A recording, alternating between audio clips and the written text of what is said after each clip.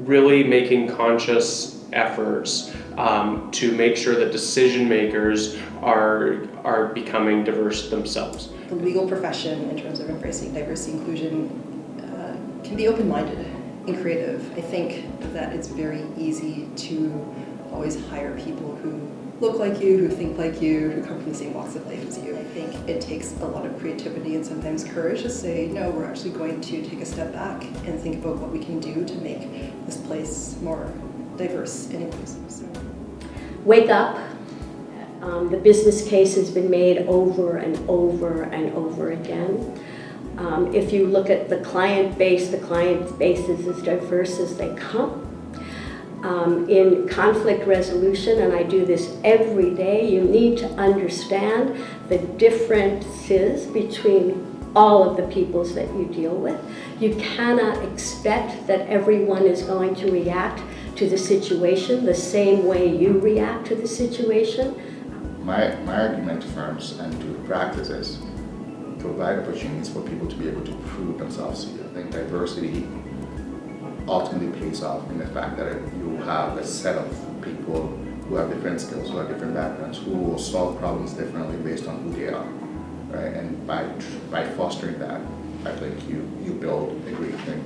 I do try as best I can to mentor a lot of students coming through that are blind or visually impaired or have other disabilities, and I see still a lot of the frustration that is going on with them, and even some of the same excuses when they're looking for jobs are still out there, and so that's just gotta change. I think the legal profession has got to recognize that people in particular with disabilities or have grown up in less fortunate circumstances, once they get out of law school, they've worked their tail off. They can do the work. They absolutely can do the work. When law students are interviewed, to be encouraged just to be themselves. When lawyers go through the ranks, they should be encouraged to be individuals. I think the legal profession is doing as much as it can. You can't change things overnight. If I look back over the 40 years, it's certainly different then than it was now. So I see change. I see a tremendous amount of change. And maybe when you're younger, you're a lot more impatient, and I find that we're all plugged in electronically and we want things quite instantaneously. But I think we're doing a lot. Unconscious biases to reflect, like for each person individually, to reflect on their own biases, because I think that really affects how we interact with our colleagues and what opportunities diverse lawyers have in moving up the chain.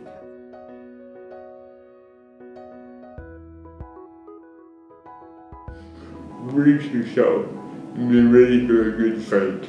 It's a profession where only the strong survive. And you gotta be tough. I ain't going in there knowing it'll be tough, but not impossible. I would just say don't worry about it. Be yourself. The question itself makes me smile a bit because I've never really felt for most of my life that I fit into any of the molds I was supposed to fit into. So I think, there are so many different practice areas of law nowadays, so many niches, so many different ways to practice it, to do it in a small town, to do it in a big city, to do it in, large firm versus small firm, working from home, not. I think that there's so many different ways to practice law. I don't think there is a typical mold of a lawyer unless you're thinking of a lawyer in a three-piece suit. No, I tell them to go for it. You do. There isn't a typical mold of being a lawyer. I can say that. When I first started law school, I had short, spiky hair. It was multicolored. I went through every shade of the rainbow all through law school. I interviewed for my judicial clerkship with hot pink hair. I interviewed for my articles with green hair. And I got my articles and I changed my hair to blue. I personally don't think there's a mold. I know all kinds of different types of lawyers, and if you go to the courthouse any given day and look at the lawyers walking by. There's all different nationalities, and I'm sure there's lots that are all kinds of backgrounds and LGBTQ or not, and it's just it's a mix.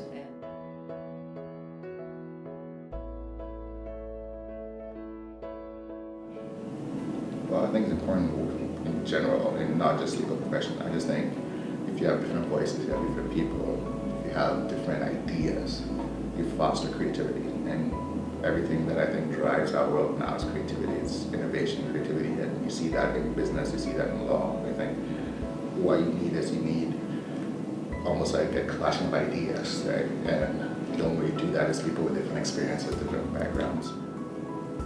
Law is meant to be used as a tool to create a better society. I truly believe that. So in order for us to, make society better, I think one of the first things we have to ask ourselves is, are we reflective of society? In all of its aspects. Because the legal profession, the rule of law, is what governs us all. And if we don't have representatives from every part of our community, how can we rule? And the more diverse the people making those laws and enforcing those laws are, the better community we have. So I think that the legal profession, in order to remain a relevant helping profession, needs to be as diverse as the public it serves. And I say our legal profession should look like Canada. And in British Columbia in particular, we have a rich source of different cultures, and our judiciary and our legal profession should reflect that as well. With the Truth and Reconciliation Commission, I know there are a lot of the survivors of the experience expressed a preference to have somebody who either went to residential school or had intergenerational understanding of the residential school experience to represent them. So having, again, a diverse team to come up with solutions to help solve problems, I think, is always better than having, a table of people that think the same way.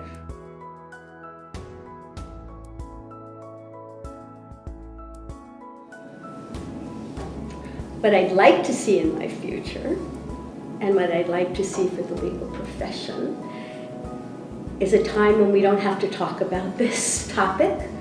We're still asking, why don't we have more women? Why don't we have more diversity? Why is this gender issue such a big issue? Why do we have discrimination against different people in our population? I know it's not that simple, but we've got to just do it. And when we do it, we're going to be a lot happier, all of us.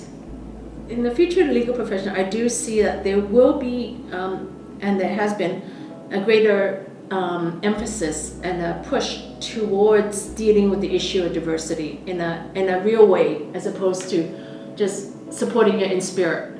One of the things that I do see, which I'm very enthusiastic about, is the Truth and Reconciliation Commission recommendations being embraced. I really see that as a positive step, that there's really a strong movement to get people to understand more about, not just about the residential school experience, but about Aboriginal peoples more generally. I see a profession that is made up of different people with different racial backgrounds, different orientation, different viewpoints, one that is accepting and tolerant and fun. We need to be fun as well. When I look at the number of female litigators, senior female litigators, they're very few. When I see the number of senior visible minority female litigators, it's even fewer. But then when I go to the law schools to speak at award ceremonies or to meet and greet wonderful students, the faces, they're made up of all different cultures and all different